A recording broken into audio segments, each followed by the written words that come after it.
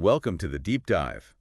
Today we're diving into an article that really doesn't hold back. Yeah. It's called Reforming the Nigerian Democracy and Economy: Suggestive Fixes for the Year 2025, published on rnn.org.nn. Okay. And it's aimed at, getting people talking, Yeah. maybe even inspiring some action Right. among Nigerians both at home and abroad who are, really looking for some changes in their country. I see.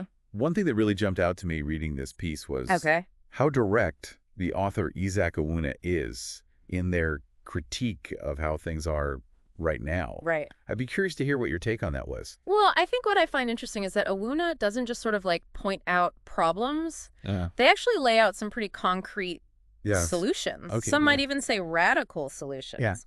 Yeah. But they really don't mince words. Right. They call Nigerian democracy a miserable failure. Yeah. Straight up. I noticed that too. There's some pretty strong language in this piece. Yeah. And it's not just about, specific policies. It's this idea that the whole system Right. is failing to really empower Nigerians. Right. And instead, it's created a system that only benefits a select few. Exactly. Awuna calls it a vicious predatory system, Oh, wow. where basically the elite are just extracting wealth from the country. Yeah. Do you think that framing is a bit over the top? Or does it ring true to you? I think it's definitely a strong way to put it. Yeah. But I think it's meant to highlight, Yeah.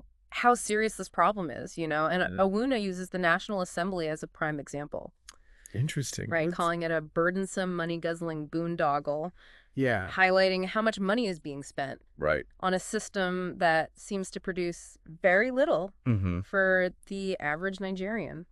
It's funny they picked the National Assembly because so many people I've spoken to are just so frustrated with how it functions or seems to not function, as it were. Right. And Awuna really goes after the Senate in particular, Okay. calling it a retirement home for corrupt ex-governors, Wow. and then brings up the fact that a lot of these senators Yeah. hold dual citizenship, Right. which Awuna links to a lack of commitment to I see. Nigeria's well-being. Yeah. That's an interesting point. Yeah. It's a key one. Because it raises the question Yeah. of, if you hold multiple passports, Right. are you truly invested in Nigeria's future? Where does your allegiance lie? And it makes you wonder, Right. particularly when you see so much focus on personal gain among these senators. It'd be interesting that their proposed solution is Yeah. pretty radical, Okay. to abolish the Senate entirely, Really? leaving just the House of Representatives with equal representation per state for this smaller house. Okay. And, putting limits on their control over their own salaries and benefits. Right. Do you think that would actually lead to Oh. a more effective, less self-serving National Assembly? It's hard to say. Yeah. Awuna's argument is that if you cut the excess, Right. it makes the positions less about power and wealth. Right. And potentially attracts people who genuinely want to serve. Mm. But realistically, it would require a huge cultural shift. Yeah. I mean, it's a bold proposal. Yeah. And it addresses some core concerns, but whether it would actually lead to a more competent and service-oriented body is debatable. Yeah, it is interesting, though, because it does raise that question of, can you design a system that incentivizes public service over personal gain? Right, exactly. And this whole idea of conflicting loyalties Yeah. doesn't just apply to the legislature, Right. It's all over.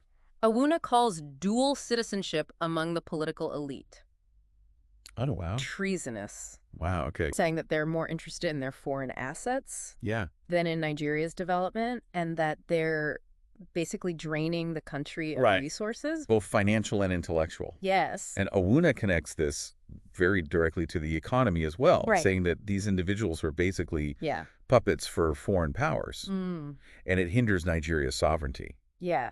which is a pretty serious accusation. It is. And to address this, Awuna suggests Yeah. enacting foreign agent and double allegiance laws, Wow. Okay. which would bar anyone holding dual citizenship from see. holding any leadership positions. Interesting. Now, these sorts of laws do exist in other countries, Right.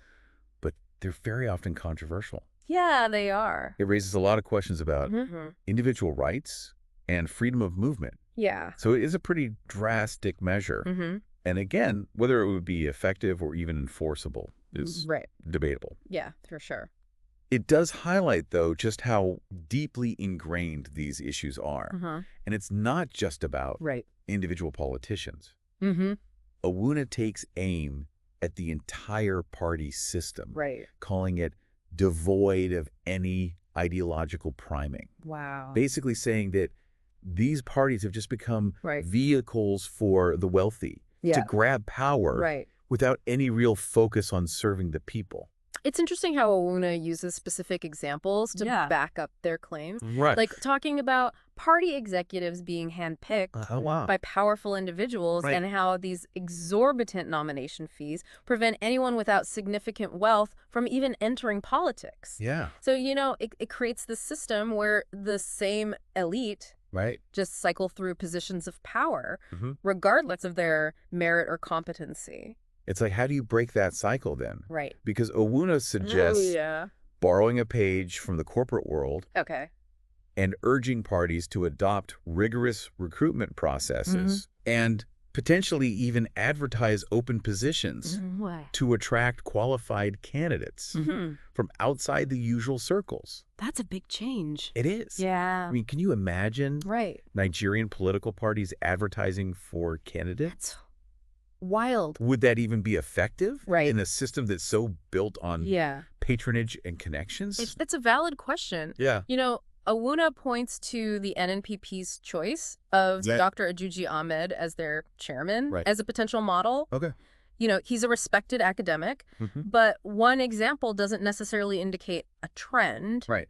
So it's definitely a thought-provoking suggestion. It makes you wonder if real change is even possible within the existing framework. Well, that seems to be the question that Owuna is driving at throughout the entire piece. It's about getting people to think critically about the systems in place and whether they're actually serving the people. And speaking of systems, Right. Owuna doesn't just stop at political parties. Right. They take on the Independent National Electoral Commission, INS, questioning whether it's truly independent at all. Interesting. They point to the 2019 and 2023 elections as evidence, Okay. saying that no election umpire in Nigeria's history has ever truly been free from presidential influence. Okay. That control over funding appointments and tenure allows the presidency to really sway IND's actions, which undermines the whole integrity of the electoral process. It's a bold statement. It is. To say no election has been truly fair. Yeah. Wow. But it does resonate with a lot of the skepticism Right. that people have about INS. Absolutely. So to address this perceived lack of independence, Owuna proposes placing IND under the judiciary Really? to try to shield it Interesting. from presidential interference, Okay. suggesting that a retired Supreme Court judge, known for integrity, should lead this revamped INS. That's a huge change. It is. It's a big shift. Right. Pulling such an important body under the judiciary would significantly alter the balance of power. But wouldn't that just shift the potential for influence to a different branch of government? That's the question, isn't it? Yeah. I mean, would a change in oversight be enough to actually guarantee free and fair elections? Right. And would the judiciary be any less susceptible Right. to corruption or political pressure? It makes you wonder if the problem is deeper than just who's in control. Exactly. I think Owuna is arguing that the system itself is built in a way that allows for this kind of manipulation and abuse of power. It's a pretty sobering thought. It is. And Owuna's critique doesn't end there. Right. The article goes on to address the imbalance of power between the federal government and the states. And this is where Owuna's call for true federalism comes in. Interesting. Arguing that concentrating so much power in Abuja leads to inefficiency and a disconnect from the needs of the people. Yeah. It's interesting how Owuna uses very specific examples to illustrate this point. Yeah. Like talking about the proliferation of federal ministries, commissions, and agencies as a sign of this overreach. Right. We're talking about numerous development commissions, pilgrimage commissions. Even a ministry dedicated to cattle. Wow. And Owuna argues that many of these bodies are redundant and encroach on the responsibilities of the states. Yeah. It creates a really top-heavy system that's wasteful and ineffective. Right. So they advocate for a real devolution of power giving more autonomy to the states to manage their own affairs and resources. It's a compelling argument. It is. But this debate over power dynamics has been going on in Nigeria for decades. For a long time. Yeah. It's a complex issue. Absolutely. With no easy answers. Right. And really, we're only scratching the surface here. Yeah, we are. Of Owuna's proposed fixes.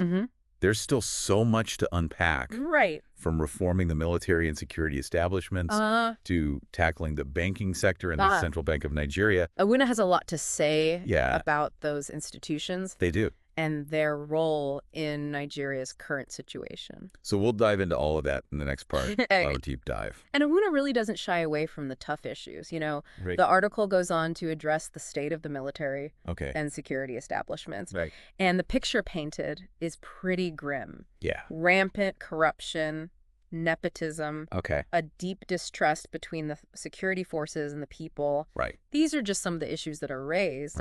Yeah, it's a far cry from the idea of, you know, the military and the police as protectors, which is something that most countries strive for. Right. And Owuna argues that this dysfunction directly contributes to Nigeria's security woes. You know, they talk about unsafe streets, highways. The fact that large parts of the country are essentially ungoverned spaces controlled by various armed groups. Right. Pretty unsettling picture. Yeah, it is. And it's not just internal security. Right. Owuna claims that Nigeria's borders are porous, allowing for the movement of, you know, jihadist insurgents, further highlighting this weakness of the military. Right. And they even bring up the ceding of Bakassi to Cameroon. Oh, wow. As an example of this perceived weakness. It's a pretty damning assessment. It is. So it's one thing to point out these weaknesses, yeah, but what does Owuna suggest be done about it? Right. You know, they call for a complete remake and reorientation of the military and the police. But what does that actually look like? Well, I mean, for starters, they go beyond just the military. Right. They call out the police, customs, prisons, immigration services as being deeply corrupt as well. Oh, yeah. They even use the term RCO to describe them. Wow. Racketeer-influenced and corrupt organizations. Wow. Arguing that racketeering is essentially their primary function. Okay. And they claim that simply throwing more money at these institutions won't solve the problem because the money will just be siphoned off by corrupt officials. So if more funding isn't the answer, then what is, you know, it seems like such a huge ingrained issue. Yeah. Where do you even begin to fix something like that? It's definitely a complex problem. Yeah. And Owuna's solution involves a fundamental shift in mentality. Okay. You know, from that of a colonial force to that of a people's force. Interesting. And they envision the National Orientation Agency, the NOA, playing a key role in this. You know, re-educating, remotivating the security services.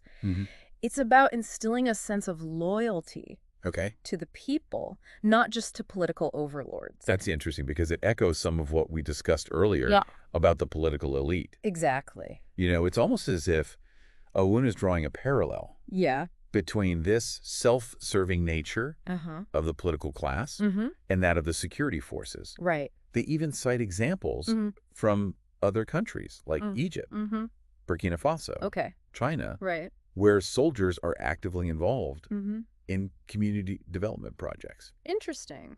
So it's a way to, you know, build trust. Yeah. Demonstrate that the military is there to protect the people, not exploit them. I think that's a good point. Yeah. You know, it seems like Owuna is really trying to get at this core issue of who are these institutions ultimately serving. And I think involving soldiers in community projects would be a very tangible way to build trust and demonstrate that they're there for the people.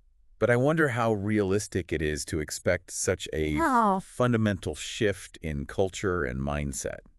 It would be a monumental task, no doubt. It would. And Owuna doesn't stop there. Right.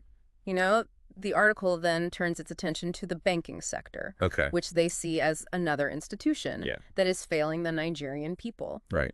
Owuna doesn't mince words, accusing Nigerian banks and bankers of being more interested in profit than in the country's well-being. Right. They even refer to them as banksters. Okay, that's a pretty harsh label. It is. So what specifically are they accusing the banks of doing? Well, Awuna provides a whole laundry list of offenses, from cooking the books and manipulating foreign exchange markets to colluding with oil marketers to inflate subsidy claims. Wow. They even accuse them of laundering money for corrupt officials and exploiting customers with exorbitant fees and predatory lending practices. So it's a lot to throw. It is. At an entire industry. Yeah. It seems like Awuna is painting the entire banking sector. Well, that's certainly the impression they're giving. As inherently corrupt and exploitative. I think their argument is that these practices are actively harming the Nigerian economy rather than helping it grow. So they're part of the problem, not the solution. Exactly. So how does Awuna propose to fix this then? Right. What's their solution for an industry that they see as so deeply flawed? They actually call for a return to developmental banking. Interesting. Where the focus is on supporting the real economy, not just generating profits for shareholders. So could you explain a bit more about what developmental banking actually entails? Essentially, it's about using banks as tools to boost specific sectors of the economy, like agriculture or manufacturing, rather than just focusing on financial gains. So it's a model that prioritizes long-term growth and development over short-term profits. That makes sense. But how would you actually implement that in a system that seems so entrenched in these profit-driven practices? Awuna suggests reviving government-run banks. Really? Like Babangita's People's Bank and various state-owned banks that existed in the past, arguing that these institutions had a proven track record of supporting productive sectors in the economy. So that's quite a departure. It is. From the current system, which is dominated by private banks. Yeah. So wouldn't there be concerns about potential mismanagement and corruption? Of course. If the government were to take a more those are active role valid concerns in the banking sector. Right. Government-run institutions have their own set of challenges. Right. But I think Awuna seems to believe that the potential benefits of developmental banking, particularly in terms of supporting key sectors and promoting economic growth, outweigh the risks. It's a fascinating proposition. It is. And one that would likely spark a lot of debate. For sure. It seems like Awuna isn't afraid to shake things up. Yeah. So after calling out the banks, they then set their sights on the institution that's tasked with regulating them, the Central Bank of Nigeria. And once again, Awuna doesn't hold back the criticism. They argue that the central bank has become too closely aligned with those same banksters that they previously accused of exploiting the Nigerian economy. It sounds like Awuna's suggesting a sort of capture of the regulatory body by the industry it's supposed to regulate. Yeah. And they see this as a fundamental problem. And they believe that central banking requires a different mindset, one focused on developmental economics and the overall well-being of the country, not just on the interests of private banks. So if the current leadership is seen as too close to the banking industry, what does Awuna propose? They call for a change in leadership, advocating for the removal of those with commercial banking backgrounds and replacing them with qualified economists who have a deep understanding of developmental economics. Interesting. They even mention Akinwumi Adesina, the current president of the African Development Bank, as an example of the kind of leadership that they envision for the central bank. That's a pretty bold statement. It is. Saying that experience in the private banking sector is a disqualifier for leading the institution that regulates it. It does challenge the conventional wisdom that someone with banking experience would be best suited to lead the central bank. So Awuna's proposing a very different approach. It's fascinating how they connect the dots between these seemingly disparate institutions like the banks, the central bank, even back to the political elite. It seems like Awuna's arguing that there's a systemic problem here.